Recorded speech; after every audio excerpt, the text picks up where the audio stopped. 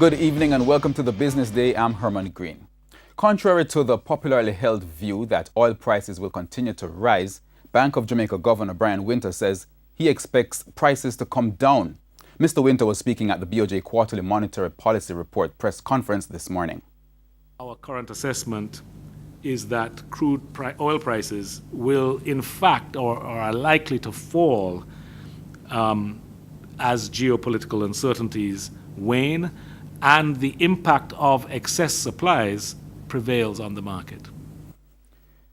The availability of oil on the market has diminished in recent times, and amid social and political crisis in Venezuela, a major oil producing company, that coupled with the recent announcement by U.S. President Donald Trump to pull out on the nuclear accord deal with Iran, has spiked fears that oil could run short soon, and that would send crude prices on an upward trajectory. But BOJ Governor Brian Winter believes that the geopolitical uncertainties being expressed are too extreme, and he doesn't expect any lasting impact to materialize.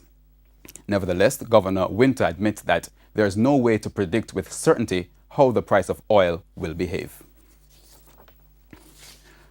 In the meantime, the price of oil continues to rise, up by 4 cents today at the end of trading. Oil for delivery in June closed at $72.66 a barrel. Currency trading ended today with the US dollar selling for $126.60. The Canadian dollar closed at $97.57, the pound sterling for $170.46, and the euro for $151.44. The JSE index lost 646 points today to close at over 297,000 points.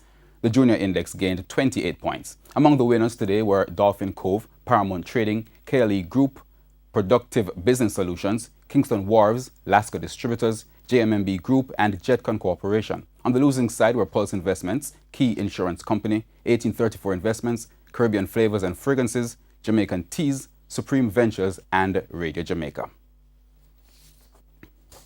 And that's the Business Day. I'm Herman Green. Good evening.